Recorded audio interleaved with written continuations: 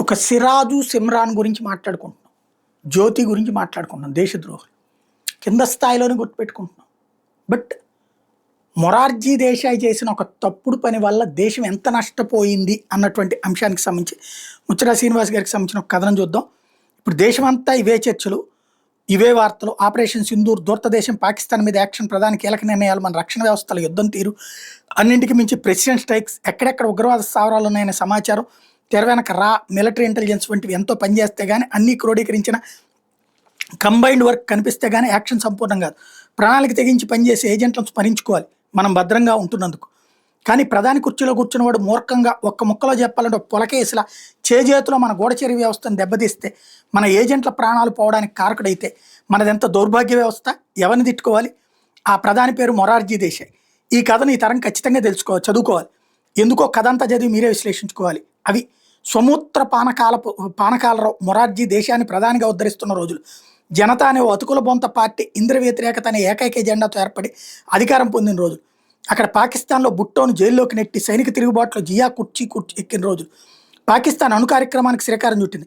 మనమేమో అప్పటికే అమెరికాను పోరా అనేసి అణు పరీక్ష కూడా నిర్వహించేశాం. ఆ రోజుల్లో సియాల్కోట్ ప్రాంతాల్లో పాకిస్తాన్ రహస్యంగా అణు కార్యక్రమాన్ని నిర్వహిస్తోంది.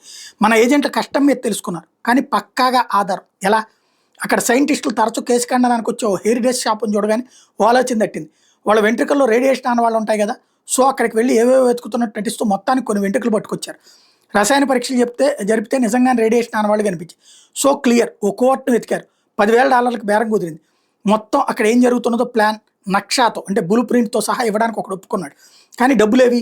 చీఫ్ ప్రధాని అడిగాడు. విషయం ఏంటో చెప్పాడు. కానీ సదరు మొరార్జీకి అంటే ఎలపరం. ఆ సంస్థ కేవలం కాంగ్రెసేతర నాయకులు పనిపట్టడానికి ఏర్పాటు చేసిందని మూర్ఖ పంచన. నిజానికి అప్పటికే నెట్వర్క్ పర్ఫెక్ట్ వర్క్ చేస్తుంది.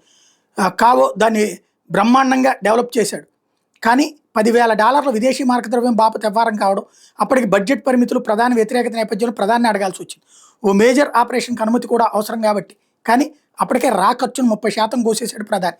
అంతేకాదు ఆ ప్రధాని మూర్ఖత్వం ఎంత దారుణంగా ఈ దేశాన్ని దెబ్బతీసిందంటే, జియా పెద్ద నక్కల జిత్తులుగాడు, ఇక్కడ ఉన్నదేమో బిత్తిరి శక్తిగాడు, తరచూ మాట్లాడుకునేవారు. ఆహా మనం కదా శత్రుత్వం స్థానంలో శాంతి నెలకొల్పుతున్నాను భ్రమంలో బతికేవాడు. రోజు మాట్లాడుతూ మీరు సియాల్కోట్లో ఏమేమని కార్యక్రమాలు చేస్తున్నా నాకు తెలిసిలే అన్నాడు మొరార్జీ. జియా గురించి తెలుసు కదా, భారతీయ ఏజెంట్ కోసం ఉధృత గాలిం, ప్రతి ఒక్కళ్ళని పట్టుకున్నారు. వాళ్ళ శవాలు కూడా మళ్ళీ దొరకలేదు. అది మొరార్జీ నిర్వాహకం. ఇంకా అయిపోలేదు. ఇజ్రాయెల్ పుట్టుకుని మనం గుర్తించకపోయినా మన దేశం అంటే దానికి ప్రేమ.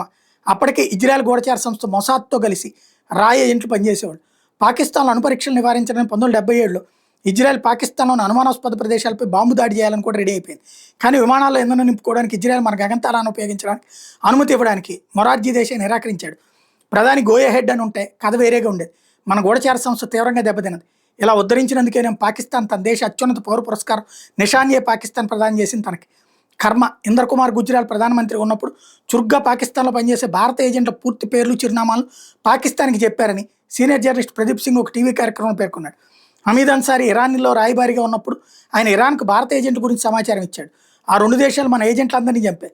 ఎన్నో అంతర్గత కుట్రలు, వెన్నుపోట్లు, మూర్ఖపు ద్రోహులతో ఎంత దెబ్బతిన్నా సరే మన గూఢచార వ్యవస్థ నిలబడింది, ఎదిగింది. గ్రేట్. గూఢచర్యం సరిగ్గా లేని ఏ దేశము స్థిరంగా భద్రంగా ఉండదు. తెలుసు కదా.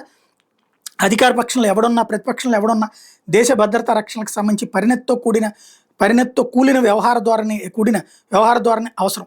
మన దేశ దౌర్భాగ్యం కొద్ది కొందరు క్షుద్ర నాయకులు చెప్పుకుంటే సిగ్గుచేటు.